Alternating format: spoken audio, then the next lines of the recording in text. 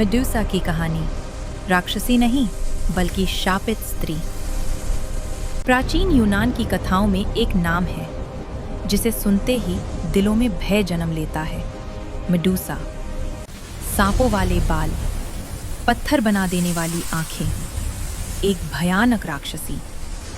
लेकिन क्या वह सच में राक्षसी थी या देवताओं की राजनीति की शिकार?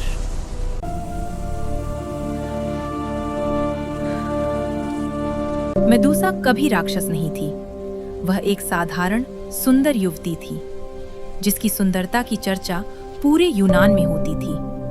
उसके बाल सूरज की किरणों जैसे चमकते थे, उसकी आंखें निर्मल झील सी शांत और उसका मन पूर्णतः निष्कलंक। वह देवी एथेना के मंदिर की सेविका थी। उसका जीवन संयम, अनुशासन और पवित्रता को समर्पित था। वह शक्ति नहीं चाहती थी, बस श्रद्धा चाहती थी। ओलंपस का देवता जिसकी लहरों से साम्राज्य डूब जाते थे। लेकिन एक दिन समुद्र के देवता पोसाइडन की कुदृष्टि उस पर पड़ी। पोसाइडन ने जब उसे देखा तो वह केवल उसकी भक्ति नहीं, उसकी सुंदरता से भी मोहित हो गया। एक दिन जब मंदिर शांत था, दीपक धीमे जल रहे थे और संगमरमर की दीवारें प्रार्थनाओं की गूंज समेटे थीं, वहीं उसी पवित्र स्थान में जहां श्रद्धा सबसे बड़ा नियम था, शक्ति ने सीमा लांघ दी। मेडूसा की विनती, उसकी प्रार्थना, उसकी असहायता देवत्व के अहंकार के सामने छोटी पड़ गई।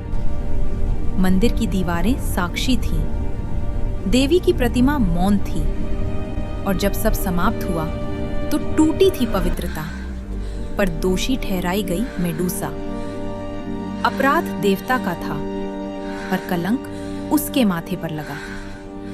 देवी एथेना का क्रोध भड़क उठा, पर वह क्रोध अपराधी पर नहीं, उस स्त्री पर बरसा जिसकी दुनिया पहले ही बिखर चुकी थी। मेडूसा रोई, टूटी नहीं पर भीतर से बिखर गई। वह न्याय की आशा लेकर देवी एथेना के पास गई। उसे विश्वास था देवी उसे बचाएंगी, पर देवताओं की दुनिया में शक्ति सत्य से अधिक महत्वपूर्ण थी। एथेना ने पोसाइडन को दंड नहीं दिया, बल्कि मेडूसा को शाप दे दिया। उसके सुंदर बाल जहरीले सांपों में बदल गए। उसकी मासूम आंखों में ऐसा अभिशाप भर दिया गया कि जो भी उसे देखे पत्थर बन जाए। एक निर्दोष स्त्री राक्षसी बना दी गई। समाज ने उसे त्याग दिया। उसे अंधेरी गुफा में धकेल दिया गया, जहां उसकी चीखें दीवारों से टकराकर लौट आती थीं। लोग उससे नहीं, अपने ही भय से डरते थे। पर कहानी यही समाप्त नहीं होती, क्योंकि हर शापित आत्मा के भीतर एक सत्य छिपा होता है। मेडूसा राक्षसी नहीं थी, वह अन्याय की जीवित मूर्ति थी। उसकी आंखों में अभिशाप नहीं, दर्द था, और कभी-कभी सबसे भयानक चेहरे के पीछे सबसे गहरी पीड़ा छिपी होती है। ये कहानी है एक भविष्यवाणी की, एक ऐसे राजा की जो अपने ही भाग्य से डर गया। ये कहानी है एक माँ की जिसे अंधकार में कैद कर दिया गया, सिर्फ इसलिए कि नियति को रोका जा सके। और ये कहानी है एक ऐसे बालक की जिसका जन्म ही इतिहास बदलने के लिए हुआ था। जब देवताओं की इच्छा मनुष्यों के भय से टकराती है, तब जन्म लेती है एक ऐसी कथा जो समय के साथ नहीं मिटती, बल्कि सदियों तक अमर रहती है। आज हम जानेंगे पर्सियस के जन्म की कहानी, जहां भविष्यवाणी, विश्वासघात और नियति मिलकर रचते हैं एक महाकाव्य। ये है पर्सियस की शुरुआत।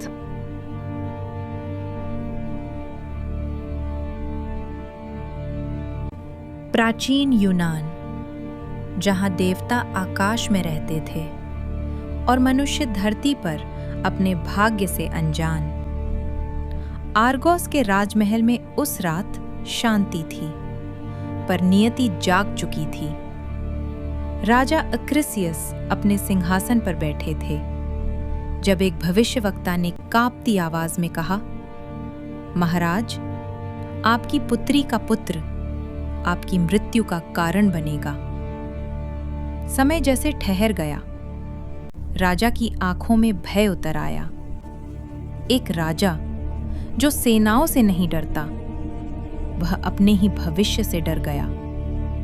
अपने प्राण बचाने के लिए उसने सबसे क्रूर निर्णय लिया। उसने अपनी ही पुत्री दनाए को एक ऊंची, अंधेरी कांस्य मीनार में कैद कर दिया। वहां न खिड़की थी, न दरवाजा, न उम्मीद। पर नियति को कैद नहीं किया जा सकता। आकाश में बिजली चमकी, बादल गरजे और देवताओं के राजा ज़ियुस स्वर्णिम वर्षा बनकर उस मीनार में उतरे। सोने की किरणें अंधकार को चीरती हुई भीतर पहुंची और उसी दिव्य प्रकाश से जन्म हुआ एक बालक, पर्सियस। वह साधारण शिशु नहीं था। उसकी आंखों में आकाश की चमक थी और उसकी सांसों में भाग्य की आहट। पर जब राजा को यह सत्य पता चला, उसका भय और भी गहरा हो गया। देवताओं से टकराने का साहस नहीं था, पर भविष्य को मिटाने की कोशिश अब भी जारी थी। एक ठंडी रात, माँ और शिशु को लकड़ी के संदूक में बंद कर उफनते समुद्र में बहा दिया गया। लहरें टकराईं, संदूक डगमगाया। दाने ने अपने पुत्र को सीने से लगाया, मानो वह अपने प्रेम से समुद्र को शांत कर देगी। दिन बीते, रातें गुजरी, सूरज तपता रहा, तूफान गरजते रहे, पर संदूक डूबा नहीं, क्योंकि नियति ने अभी हार नहीं मानी थी।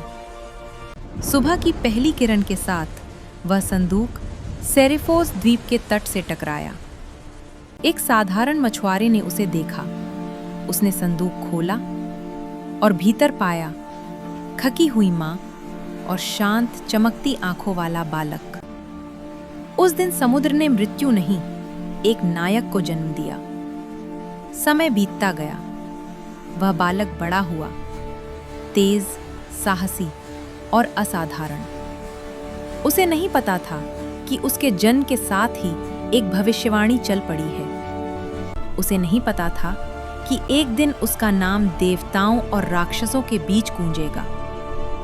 पर नियति जानती थी, समुद्र की लहरों से बचा वह बालक एक दिन इतिहास की लहरें बदल देगा। क्योंकि यह केवल एक जन की कहानी नहीं थी, यह भाग्य, साहस और देवताओं के हस्तक्षेप की कथा थी। और यह तो बस आरंभ था। उधर सेरिफोस के राजा पॉलीडेक्टस ने अपनी महत्वाकांक्षा के लिए एक युवक को मृत्यु की ओर भेजा। उसका नाम था पर्सियस। उसे आदेश मिला, मेडूसा का सिर लाओ। Perseus, you will bring me the head of Medusa. देवताओं ने उसका साथ दिया।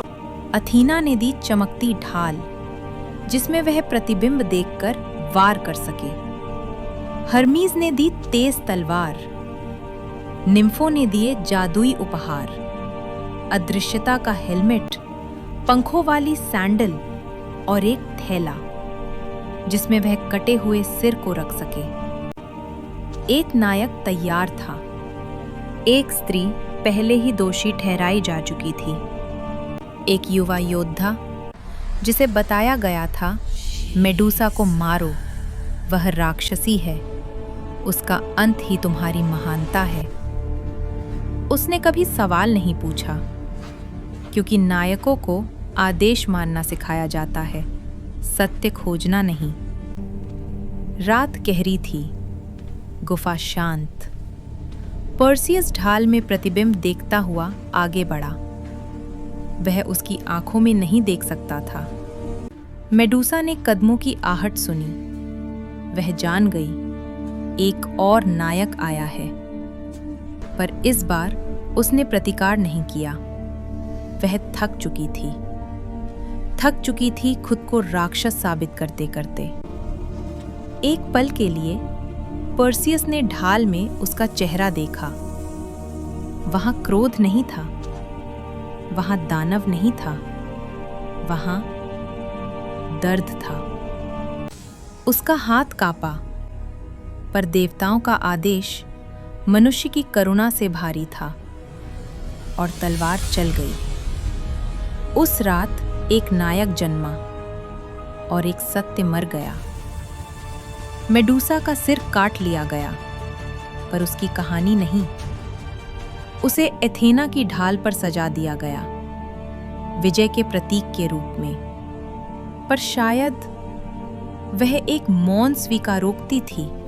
तो बताइए, क्या यह नायक की जीत थी या सत्य की हार? क्योंकि कभी-कभी इतिहास विजेताओं द्वारा लिखा जाता है, पर न्याय मौन पीड़ितों की आंखों में जीवित रहता है। और मेडूसा की आंखों में अभिशाप नहीं था, दर्द था।